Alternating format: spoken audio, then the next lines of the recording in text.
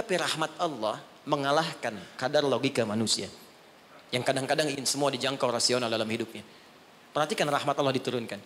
Diturunkanlah waktu-waktu yang istimewa. Tempat-tempat yang istimewa. Ada waktu, ada tempat, ada momentum yang istimewa. Yang diturunkan oleh Allah untuk mewujudkan harapan yang kita inginkan itu. Dengan turunnya waktu itu bisa menutup di antara keutamaannya dosa-dosa yang pernah dikumpulkan dalam masa kita hidup sampai di momentum yang kita rasakan. Jadi kalau kita kumpulkan dosanya cukup banyak, kita kerjakan amalan di waktu yang spesial itu, maka seketika dosa bisa digugurkan oleh Allah Subhanahu wa taala. Ada sifatnya waktu, ada tempat, ada peristiwa atau momentum.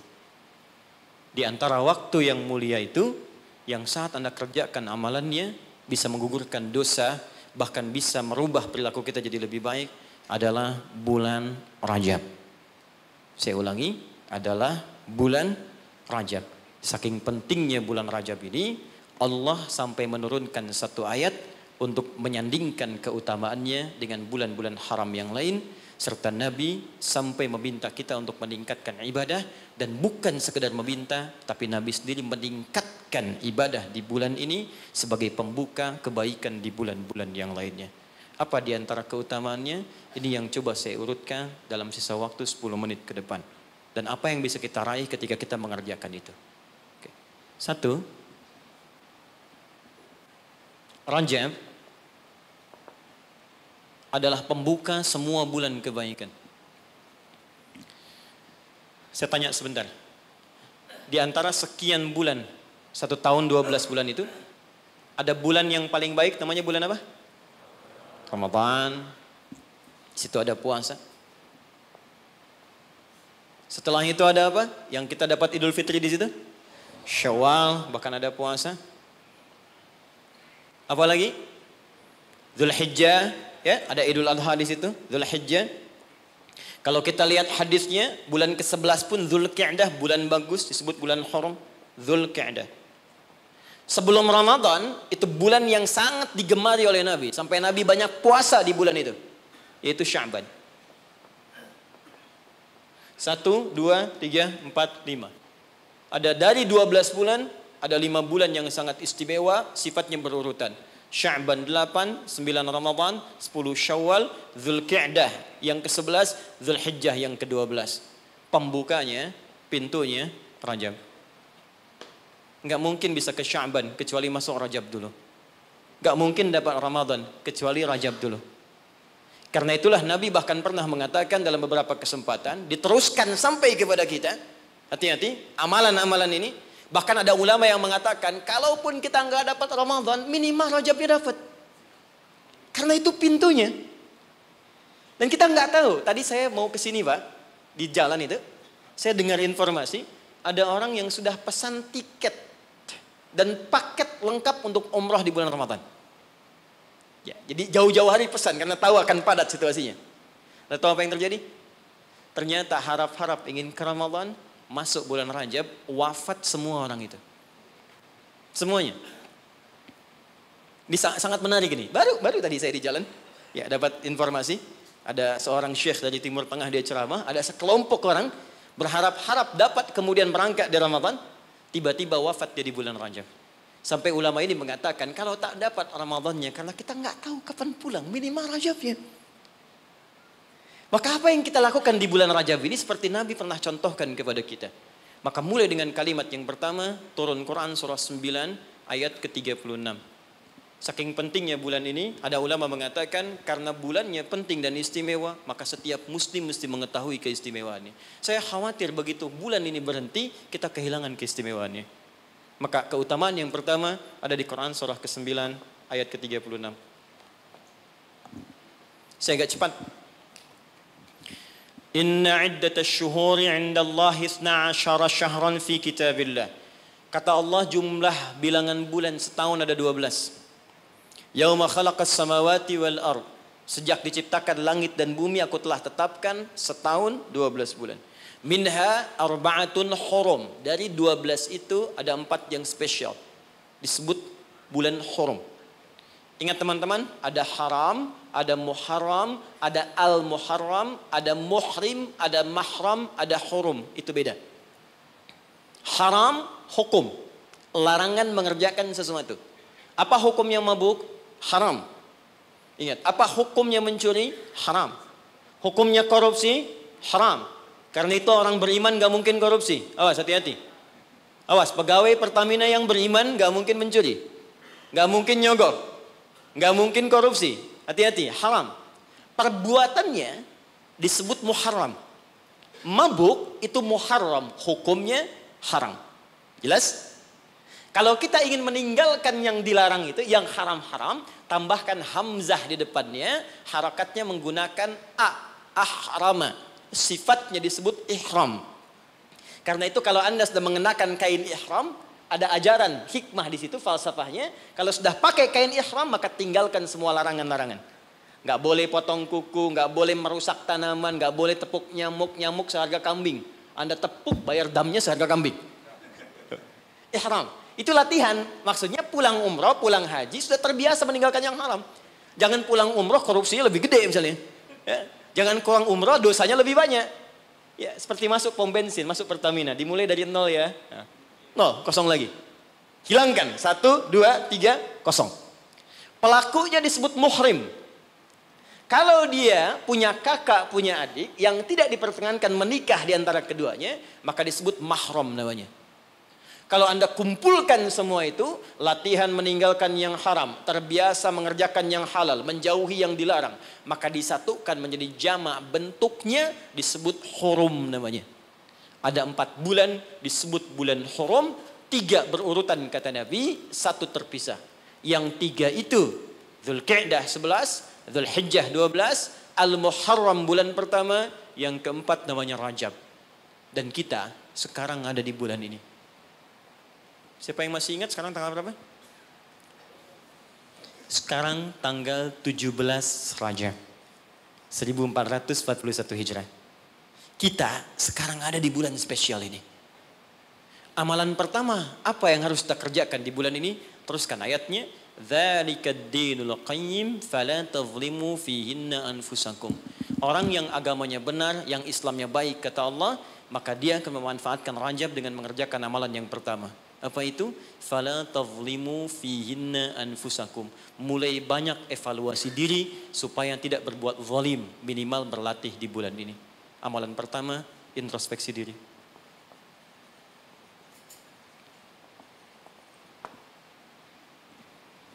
Maaf Pak Ibu, saya tidak bermaksud mengajari, hanya menerangkan apa yang dimaksud oleh Al-Quran. Zalim, fala tazlimu, jangan zalim. Zalim itu menempatkan sesuatu bukan pada tempatnya. Ada gelas, ada gayung. Gelas untuk nampung air minum, gayung nampung air mandi. Anda minum pakai gayung, mandi pakai gelas. Zalim namanya.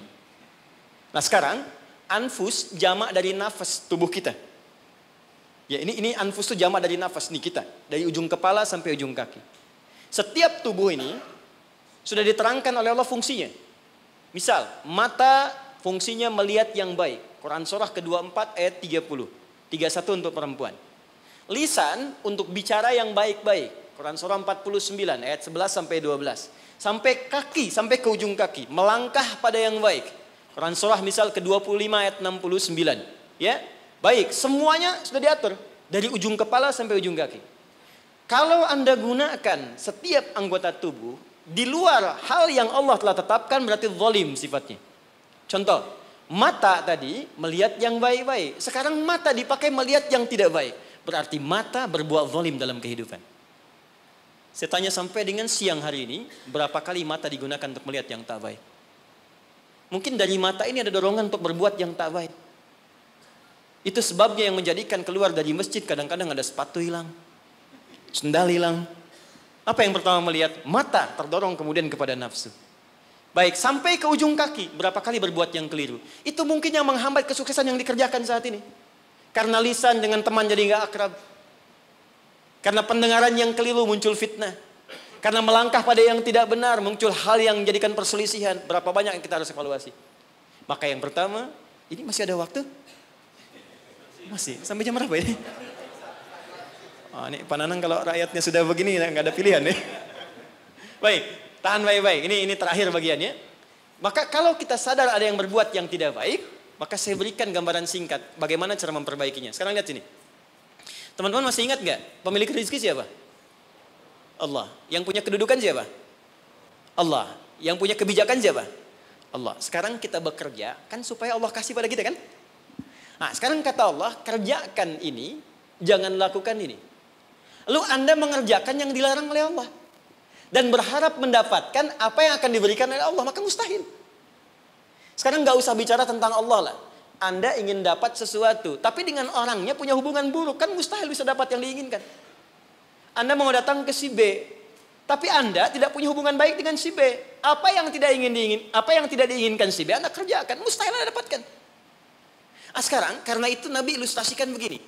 Kalau ada orang yang dalam hidupnya sering menyalahi perintah Allah dalam kehidupan, bukan hanya hablum minallah, tapi juga hablum minannas.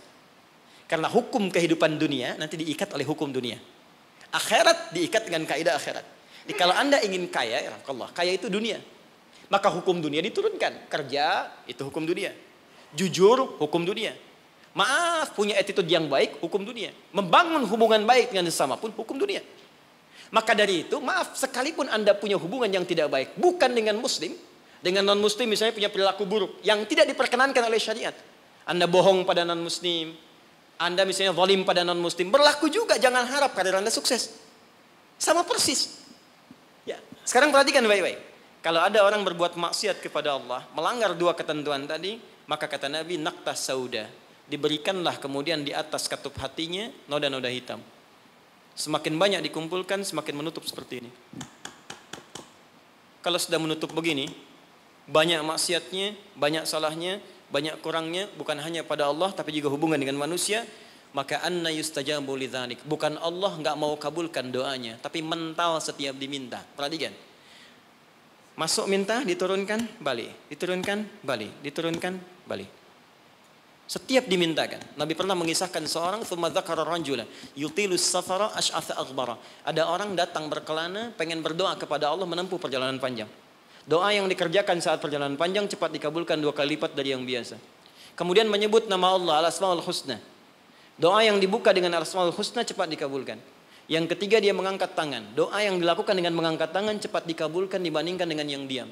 3 amalan dia kerjakan 6 kali seharusnya lebih cepat dikabulkan. Tapi apa komentar Nabi pada saat itu? Anna yustajabu lidzalik. Bagaimana doanya bisa dikabulkan? Jadi begitu dia minta dengan keadaan itu, mental lagi. Apa penyebabnya? Maaf. Mat'amu haram. Karena dia cari kerja dengan cara yang haram. Mashrabu haram, minumannya haram. Malbasu haram, pakaiannya haram. Wa ghudhiya biharamin, dan perilakunya haram. Ya, tidak cukup kita bisa mendapatkan kelancaran dalam usaha dengan sekedar sholat. Sholat memberikan keberkahan, kemudahan, kelancaran. Kalau hubungan dengan manusianya buruk, juga sama akan menghambat. Dengan ibu Anda kurang baik, dengan ayah Anda kurang baik, dengan istri, dengan suami kurang baik, itu mungkin bisa menghambat kepada karir pekerjaan Anda. Apalagi kalaupun ini baik, dengan suami baik, istri baik, tetangga baik, tapi kalau dengan Allah tidak baik, maka ada sesuatu yang tidak mudah kita dapatkan dalam kehidupan. Terakhir, bagaimana cara berintrospeksi di bulan ini? Maka diturunkanlah oleh Nabi cara-cara berintrospeksi dengan 3 pendekatan utama. Ada 3 lafadznya, ini saya ajarkan yang paling ringan saja. Kalau terkait dengan dosa-dosa keseharian, maka lakukan zikir Nabi Adam. Quran surah ke-7 ayat 23. Saya yakin kita hafal. Rabbana zalamna anfusana wa illam taghfir lana wa tarhamna lanakunanna minal khasirin. Bacakan itu minimal setelah selesai kita salat. Astaghfirullah, astaghfirullah, astaghfirullah. Allahumma antas salam, minkas salam, tabarakta ya dzal jalali wal ikram. Perbanyak zikir tadi. Rabbana zalamna anfusana wa illam taghfir lana wa tarhamna lanakunanna minal khasirin. Tapi mohon sekali, ketika Anda bacakan zikir ini, jangan sekedar diucapkan di lisan. Bayangkan Anda punya persoalan apa dalam kehidupan.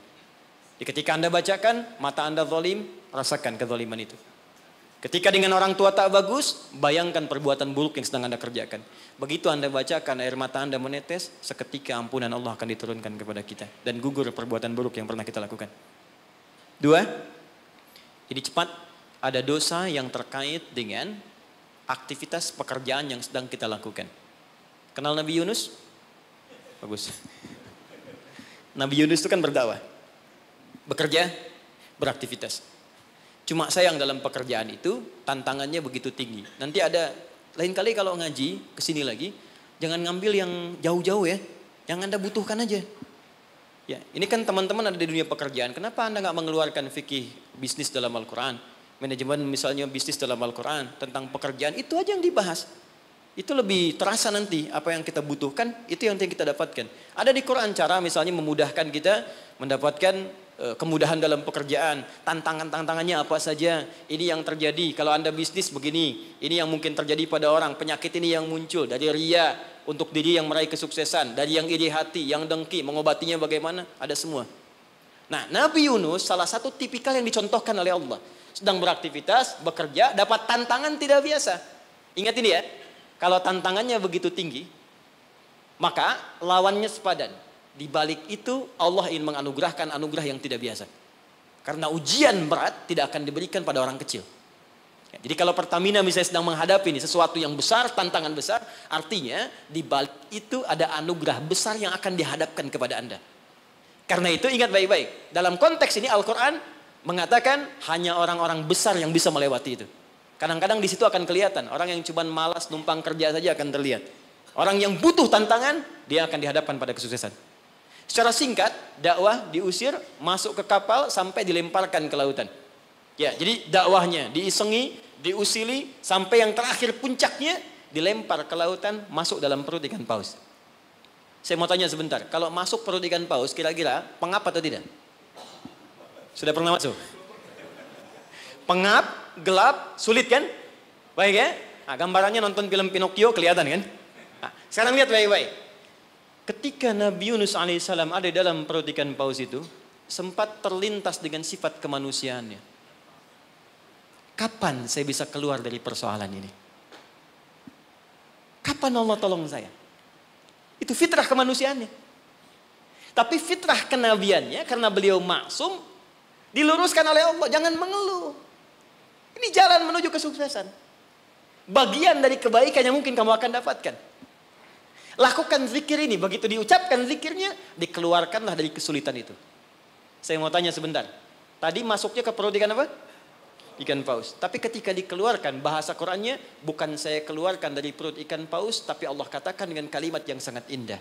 Di ujungnya ditutup, siapapun yang punya persoalan yang sama seperti Yunus, kalau melakukan zikir yang sama, aku akan bebaskan dari setiap kesulitan aktivitas yang sedang ia lakukan.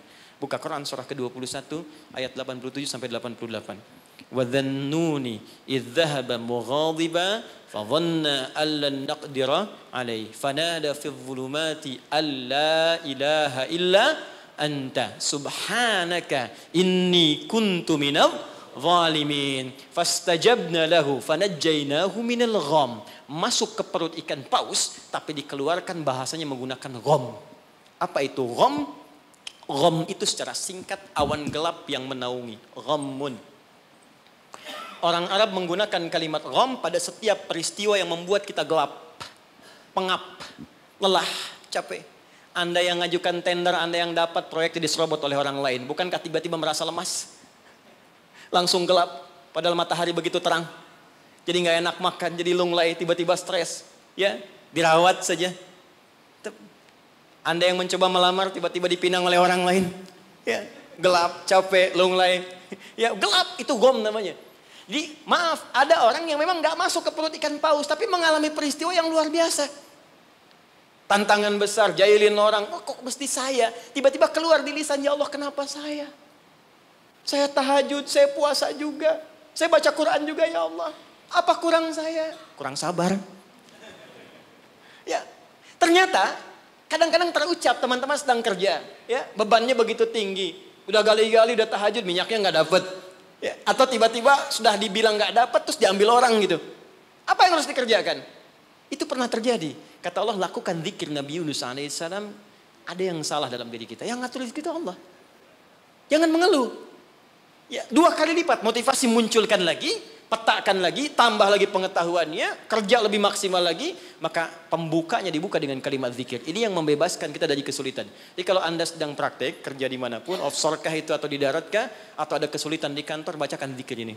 Ini bagian dari hal yang ketika kita bacakan bisa menghilangkan kesulitan yang kita sedang rasakan. Rabbana, masih ingat? Wa nada fil dhulumati alla ilaha illa anta subhanaka inni kuntu minal zalimin. La ilaha illa anta subhanaka inni kuntu minal zalimin. Rutinkan zikir itu, terutama kalau mendapatkan kesulitan dalam pekerjaan-pekerjaan atau beraktivitas. Yang terakhir saya tutup, sekarang sedang banyak penyakit menyebar di mana-mana sampai orang yang sakit biasa pun dicurigai, batuk di kereta tiba-tiba digulung, batuk di pesawat dikeluarin padahal cuma batuk aja gitu kan.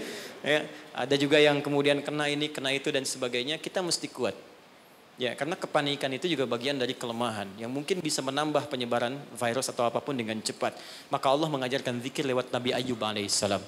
Kalau kita bisa kerjakan ini, maka Allah akan berikan kekuatan lebih dibanding yang lain-lainnya. Zikirnya ditemukan di Quran surah ke-21 ayat 83 sampai dengan 84. Wa ayyuba idznada rabbahu anni massaniyadurru wa anta arhamur rahimin. Saya ajarkan zikir ini tidak main-main.